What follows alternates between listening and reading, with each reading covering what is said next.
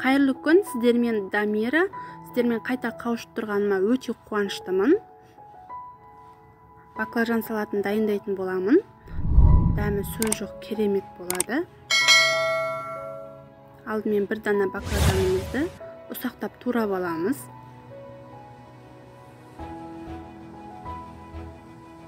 Бұл салатты ыстықтай түрінде немесе салқындатып жесеңіздер де керемет дәмді болады. Шынымды айтсам, мен салқындатып жеймін.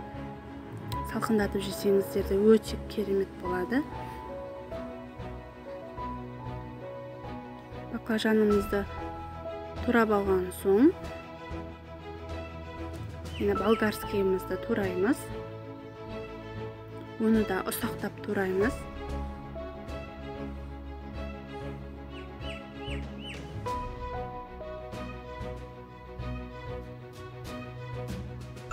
Одан соң қызыл болгарскийімізді тураймыз.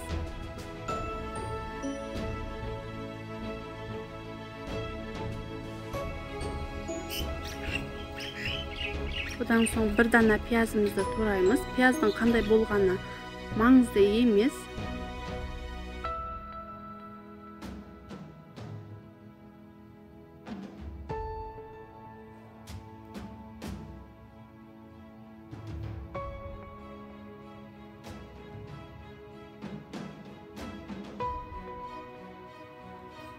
Пиязымызды турап болған соң 2 дана помидорымызды, оны да тураймыз.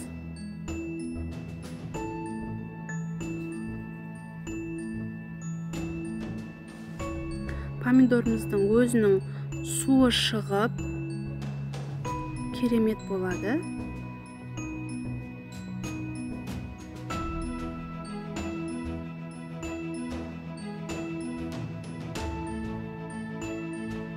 Одан соң 2 дана чесногымызды майдалап тураймыз.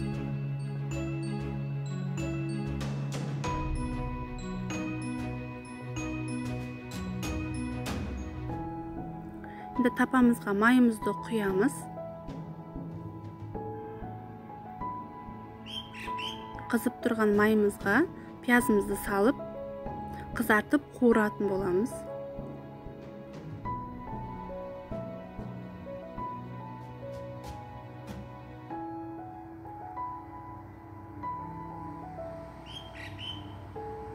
Міне керемет болып қызарды. Енді оның үстінен болгарскийлерімізді салып қуырамыз.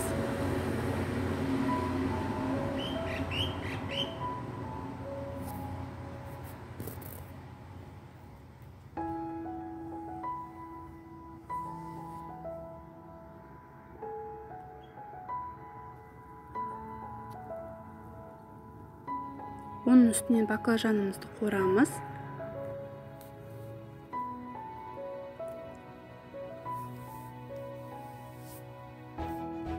Дәміне қарап тұз саламыз.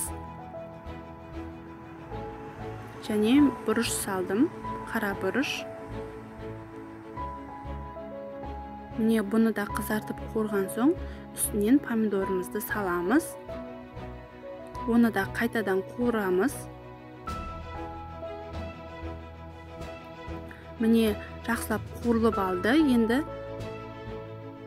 үстінен чесногымызды салып, оны араластырып,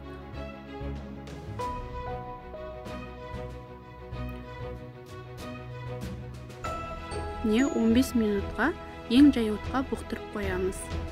Ешқандай су құймаймыз, өзінің суы шығады.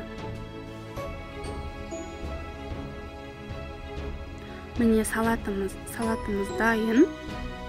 Менің видеомда қарағандарыңызға рахмет. Лайк басып тіркеліп кетіңіз. Сау болыңыздар.